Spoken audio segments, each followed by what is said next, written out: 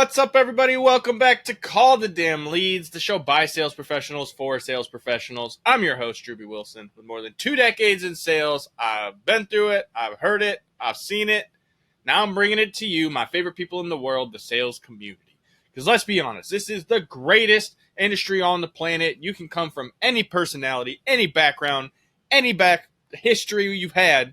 You can make sales and turn it into an absolutely awesome career. And if you do it right, you can build something amazing like today's guest.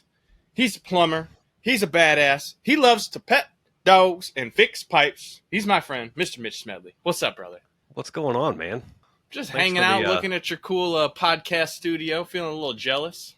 Yeah, got some fun little digs here. This doubles as my office, but yeah, it works. Well, you can see I'm here we're in the 40-foot camper condo on wheels, so I'm still decorating a little bit, but excited to be here with you, man. It's been so fun watching your journey. You're one of the people who I really enjoy seeing the way that you approach the market and just sales in general, because we were talking about it before we jumped on, and you're like, I don't know, man. I don't know about a sales story, but the truth is you do a lot of sales. You do a lot of amazing things, so I want to hear a crazy sales story, bro.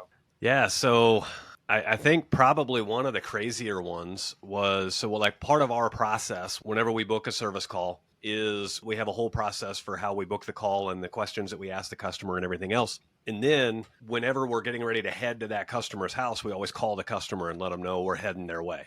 And that starts that relationship right off the get-go. We don't do any of the text the customer like a bio or anything else, because a lot of that stuff reads like a bad Bumble ad anyway. It's like, here's your plumber and he likes long walks on the beach and his dog Fido. Like, it's just kind of weird. And so we always call. And so I call the customer and I say, hey, I'm getting ready to head your way. And they're like, we're here, come on. And so I get there. This is actually like in my neighborhood, but I was on the other side of town. So 20-30 minute drive. I get there. And their storm door is closed, but their front door is open, and I can see the TV on inside their house and everything. And so I ring the doorbell, and nobody comes to the door. I'm like, well, this is weird. Like, I just called them. I know they're home. Their door's open. And so I ring the doorbell again, and nobody answers. And I'm like, well, this is kind of odd. Maybe they're out back or something. And so I kind of walk around the side of the house, and nothing. And so I ring the doorbell again and nothing. And now I got these weird tingly feelings coming up the back of my neck. I'm like, what's going on? So I open the storm door and kind of holler into the house like, hey, anybody here? And I hear this really like muffled noise. And so I walk in, and just inside the door to the right is my customer, cardiac arrest, unresponsive, on the floor. And way. Yeah, like immediately had to call 911, and the fire department came. And I guess what had happened is he had just within a few weeks prior had open heart surgery, and complications with some medicines or something put him into that state. And so his wife was gone, couldn't get a hold of her. And he was there by himself, called the police, called the fire department. The fire department comes and does their thing. While they're tending to him, I went ahead and fixed the issue they had with their plumbing. And I was done with that before they were done with him. And they were like, what do I owe you? And I'm like, no, we're just going to call this one on the house. It's a pretty minor repair. So that was probably one of the wilder stories. And what's crazy is, we have a on-staff videographer that films a lot of everything that we do. And it's one of the few days that he wasn't with me. And I'm like, man, I wish you were with me, because that would have been YouTube gold. That was virality in a freaking bottle, baby. Yeah. I mean, not that we want to ever have anyone have to walk into that situation. Don't wish that on anybody, but yeesh. Yeah. And and obviously he lived, he's fine. So that's good. I bet he tells that story often. I died one time, and my plumber still picked up all the shit that was wrong. So no big deal. That's why I call Smedley. Those are my guys that take care of you.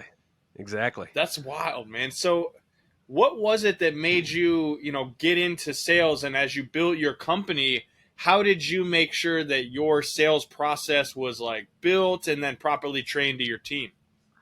Yeah, so I got into the sales side of things. I've been a plumber since I was 19. There was a 2-year stint where I left the plumbing industry and I sold motorcycles at a motorcycle dealership. And so I learned how to talk to people and everything else. And selling motorcycles is pretty easy because it's something people want to buy. No one's in a bad mood in that place. So it's kind of a different environment. And it's a great putting your toe in the water to sales. Definitely even over like car sales, because some people don't want to buy a new car. They have to. They don't want to. And so on the motorcycle thing, it's a luxury thing. It's a fun toy. So sold motorcycles for a little while, and then I realized like a revenue hole in their dealership, and so I created a finance and insurance department at the dealership, and I put all the packages together for all the financing and all of the wheel and tire packages and everything, and we started bringing brand new revenue stream into the dealership. And then I went back into the plumbing world, and a couple of years later I had the opportunity to do residential service plumbing, which was different than what I had been doing. I had been doing like commercial and residential new construction plumbing. And in new construction plumbing, there is no sales. You just go in and do the work. Well, in service plumbing, there's a lot of sales to it because you've got to communicate all the issues to the customer and you got to present them several options and everything else. And so I really fell in love with that. I fell in love with interacting with the customers. I fell in love with solving their problems and being their solution. And I fell in love with watching the end user get to enjoy the fruits of like my labor, right? And you don't get that on the new construction side of things because you're just working for a company that's working for a general contractor, that's working for a builder, that's working for a tenant that you might not even know who they are yet. And so you never get to see the end user enjoy the product. And so I did residential service plumbing for 8 years at one company, and was kind of their manager at the same time. And so that was a great company to work for. Left that company, went to a different company for about 18 months. That company was horrible to work for, but I got to see the higher pressure side of sales, and then had one other stop before I started our company. But it's really a culmination of all of those different experiences that kind of led me into creating what became our sales process. Like what makes the difference with the customer? How does the customer respond when you present repairs this way versus the way some other companies do it? And so that's led to all the Google reviews that we get and the great Google rating and everything else. So the customers really, really enjoy our sales process. I really appreciate that. And what I think is super cool about it, and what I want the listener to really take away, is that as you were on your journey, you were learning, what worked here, what didn't work so well over here. And even if it did work, you maybe had to learn, like, am I that kind of sales professional?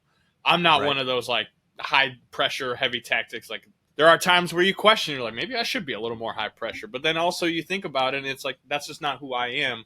And I know you're one of those guys that took all of that, you absorbed it, and you created your own process. And so what I want the listener to hear is that you may be at a point in your journey where you're like, hey, I've been at a couple of different places. This works. This doesn't work. I'm not getting the response from my leadership that I'm looking for. And maybe they need to be thinking about how they take that next step. And I'll tell them, don't do it yet. Don't jump just yet.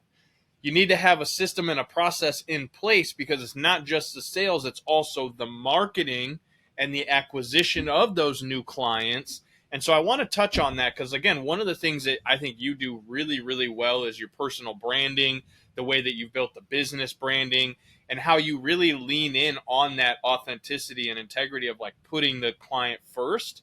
Can you talk a little bit about when you made that jump, how you like focused on being able to have the marketing to go with those sales processes? Yeah. So as we started our company, it was really about creating a totally different experience for the customer. And so every step of the way we factored in, like, how does this affect the customer experience? And so all the way down to like how we answer the phones, to how we put the notes on the job, to how we process through the job, and the things that we say and when we say them are all factored into giving the customer an amazing experience. And that's twofold. One is that makes it easier to work with that customer, right? A customer that's having a good time with you is more likely to buy, and they're more likely to enjoy your experience and everything else. But the other side of it is it's uncommon in our industry to have that level of an experience. And so that makes the customer turn into an advocate for our company and like a promoter of our company. And so it flows into marketing because now we get tons of word of mouth referrals because we gave the customer an experience like they've never had before with their previous experiences with a plumber. And does that include petting their doggo? Oh, of course. Yeah. That's actually a step in our sales process, is acknowledging the pets and learning the pets' names and everything else. So, and we do that before we do any work. All right, so I want to stop for a second because this is one of those little tips and tricks that people are overlooking in their process. And it's perfect because you're wearing a shirt that says pet dogs, fixed pipes. Oh, fixed pipes, pet dogs. I had it backwards. And you've got this beautiful doggo in a glorious regalia in the background of your thing. And like, I know you. And I'm pretty sure you told me you have like Smedley dog treats.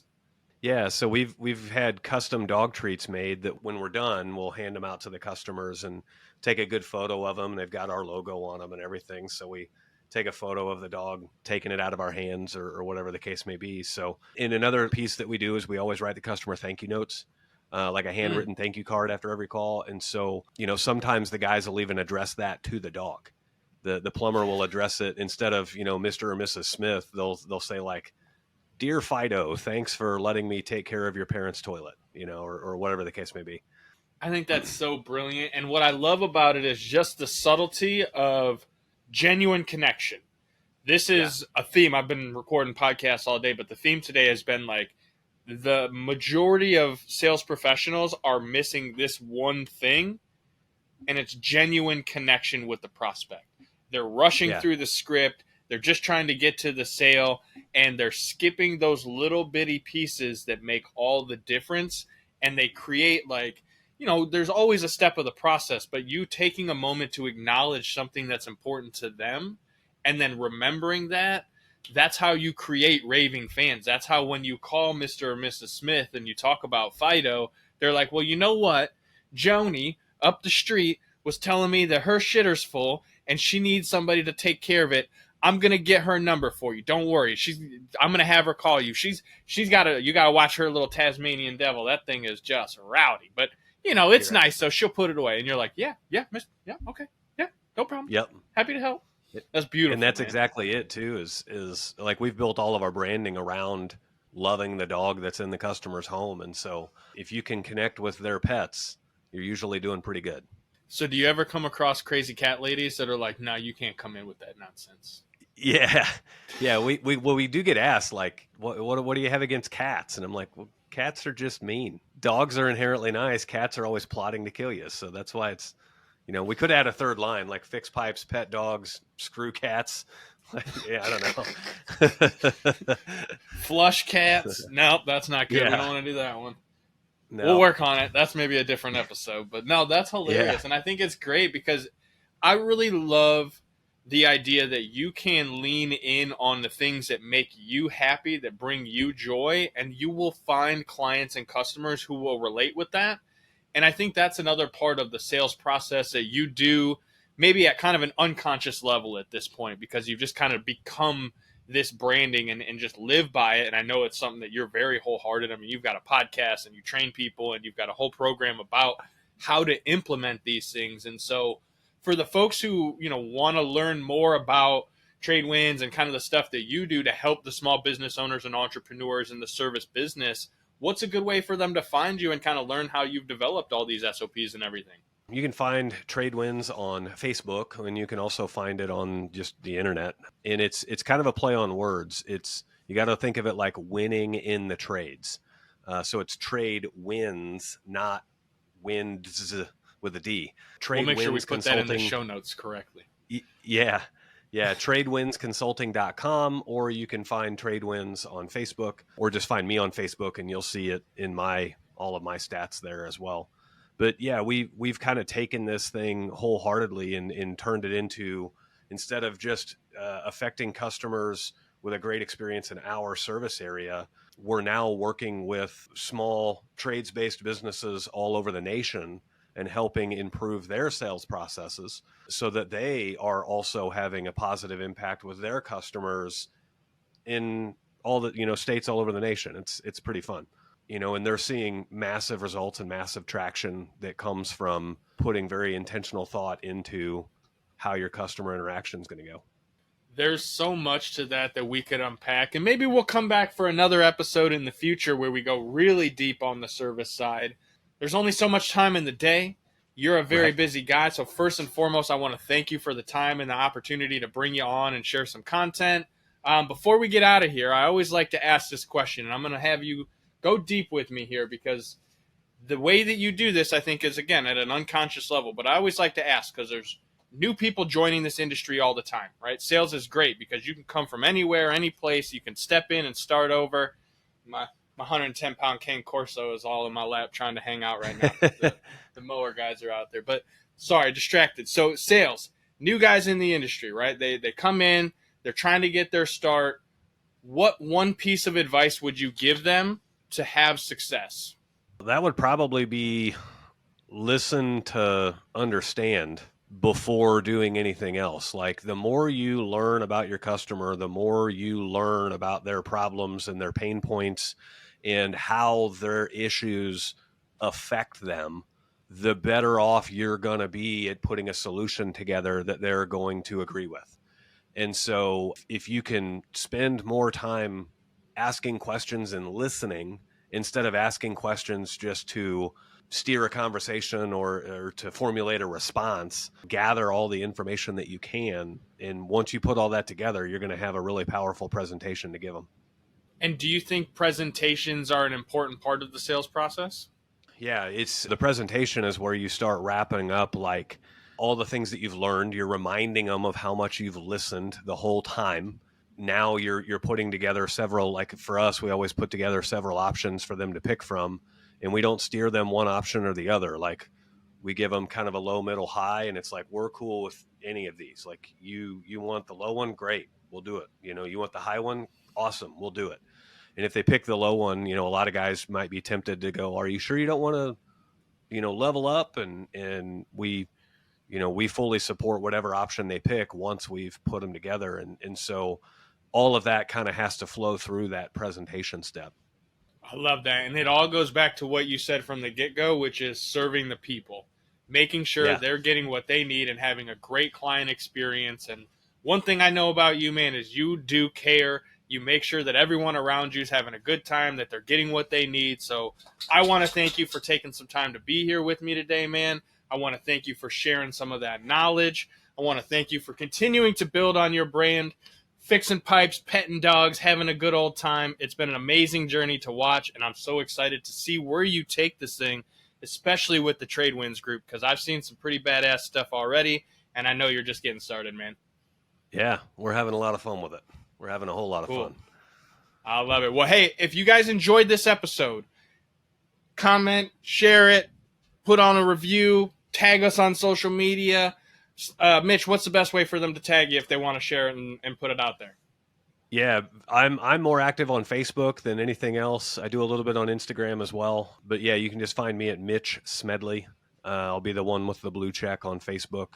And yeah, if you want to watch some other of our, like we have a YouTube channel too, that's kind of fun to watch if you really veg out in plumbing stuff. So Facebook is probably the easiest way to find me. Well, you guys heard the man. Make sure you check out his YouTube channel too. He's got some great content over there, so go check him out. And again, if you enjoyed the show, tag us on social media, share it with your friends. And if you've got a badass sales story, something wild and crazy that you want to tell, I want you to bring it to the show. Go to callthedamnleads.com/podcast. Send us your information. We'll get you scheduled, and we can hang out and have a good time, just like me and my boy Mitch did today. Thank you again, brother. You guys know what to do. We'll see you on the next one. Go call those damn leads.